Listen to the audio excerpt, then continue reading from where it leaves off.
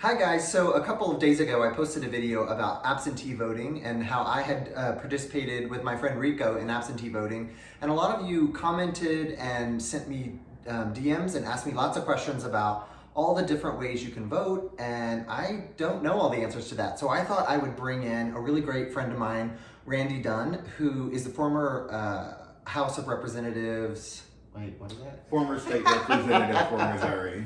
Yeah. I couldn't get the title right. And so I just thought it could be really cool for us to just kind of sit down nice and casually and talk about, like, what are all the ways that you can vote?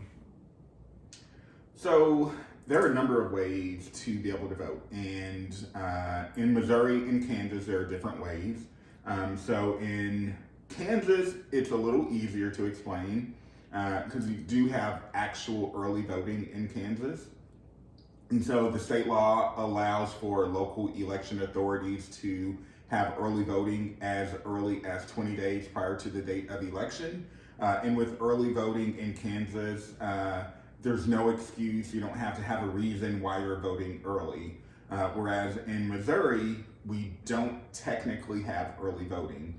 What we have is absentee voting in Missouri. And with absentee voting, there has to be a qualified excuse or reason why you're voting early, or voting absentee. And those reasons can be that you'll be, or you think that you may be out of town or out of your voting jurisdiction on the date of election.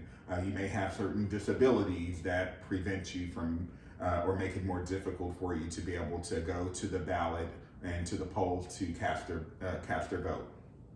And so there are other reasons that are eligible for being able to cast an absentee vote in Missouri. Something different this year due to COVID, we do have mail-in voting in Missouri. But you have to submit an application to receive the mail-in ballot. And then I would just stress with the mail-in ballot, if you requested a mail-in ballot and received it and decided that you wanted to go and vote in person, when you go and vote in person, you have to take that mail-in ballot with you and do what they call surrender that ballot.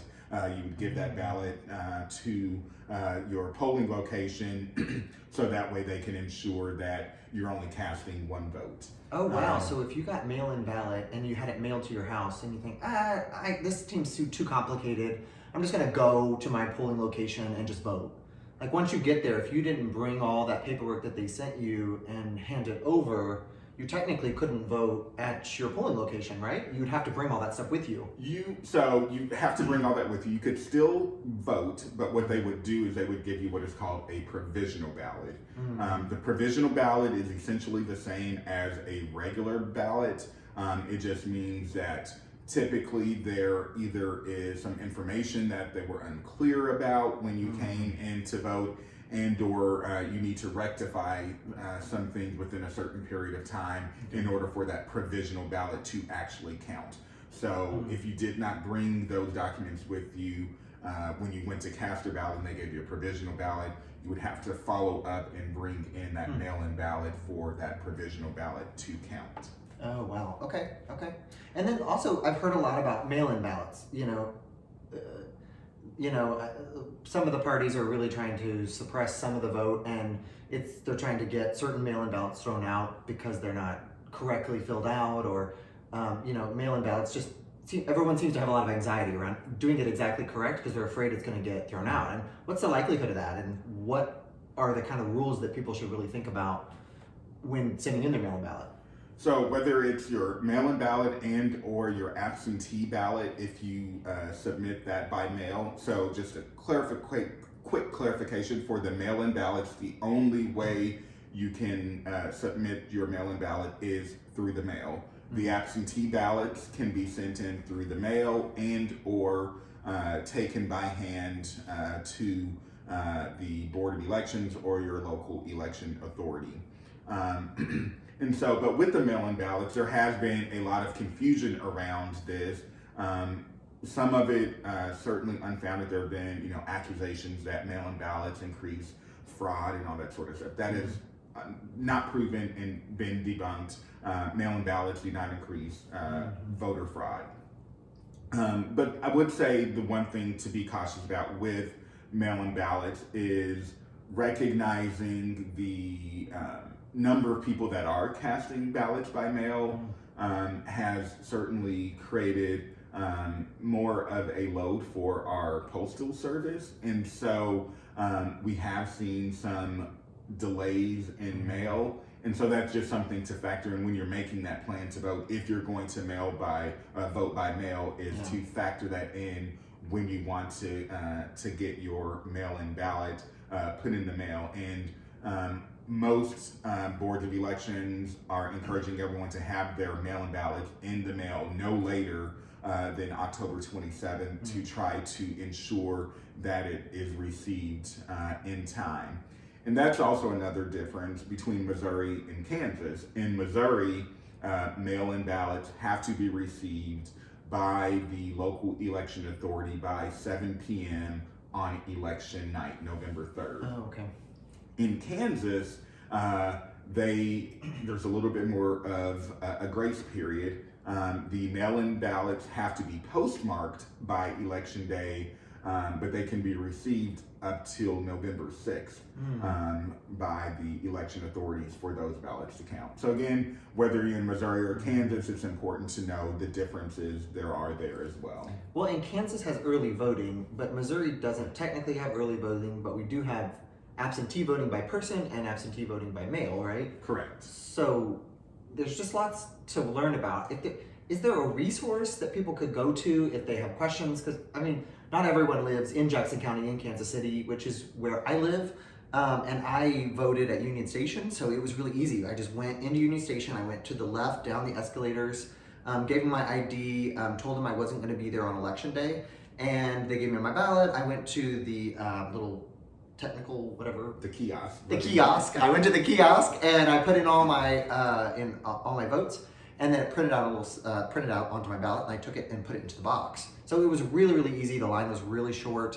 There's probably like 20 or 30 people in the line, but it went real quick. So that's what I did, but I live in Kansas City and in Jackson County. So for people who live maybe in Clay County or maybe live on the Kansas side, or people like, where do they go to figure out all these things that they can and can't do? So I would say the best thing to do is to go to the Secretary of State's office for whether you live in Missouri or Kansas, and it'll give you all the information you need in terms of the different methods that are available to you to vote, and you can go on there to find where you are registered to vote and or where your polling location is if you're going to vote in person on election day.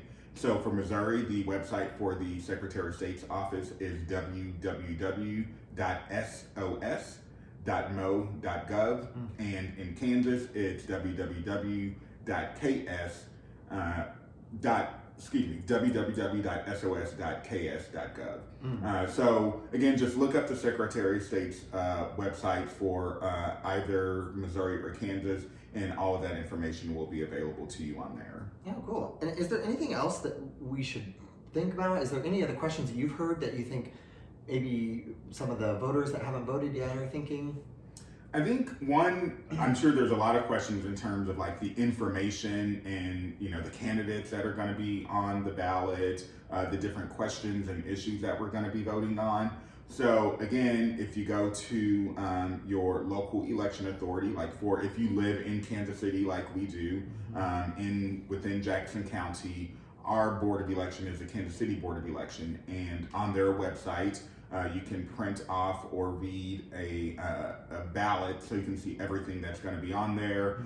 So that way, if you need to do any research, you can do that research to try to make the process a little quicker for you when you actually get to the polls. Because I think there's a lot of things that are going to be on the ballots that people may not necessarily know, because it's more than just voting for president. On these ballots, it'll be your choice for president, but also our state legislature, members of Congress, and then for judges, both local as well as for our state Supreme Court.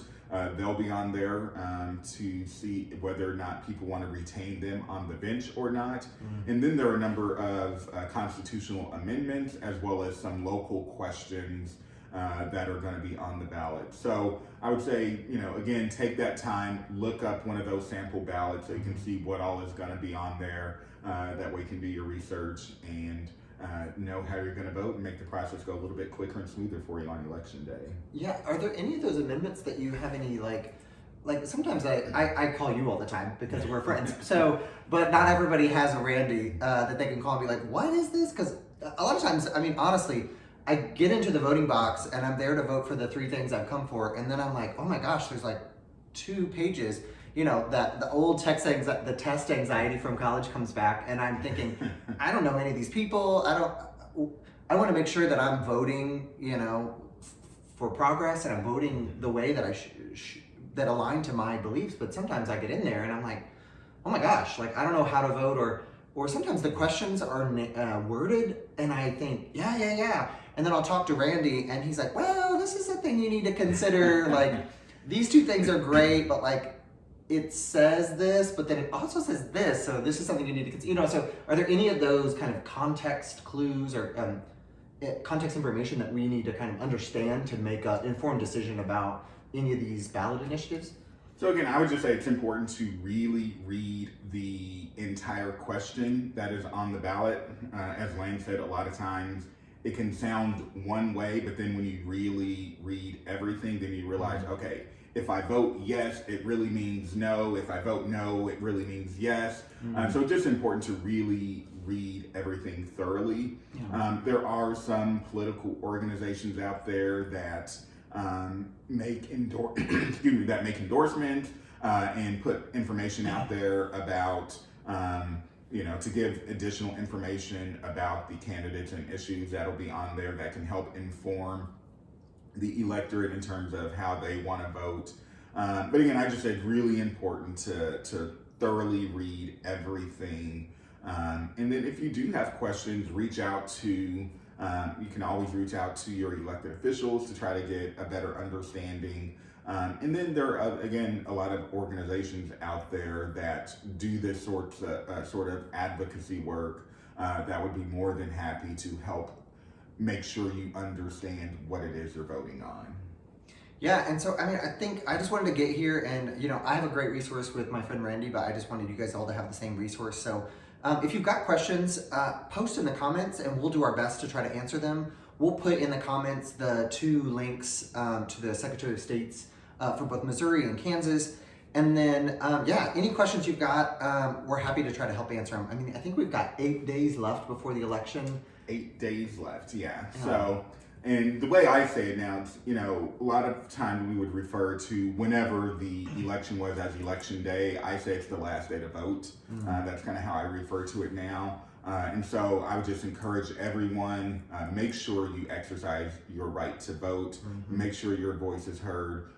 One vote truly can change an election. And so again, just make sure that your voice is heard, cast your ballot. Yeah, and I mean with that, I don't have anything more to say. Share this video, like the video, and put in the comments any questions you have, and we'll make sure to get back to you. We'll see you on the other side of this crazy election. All right. All right, see ya.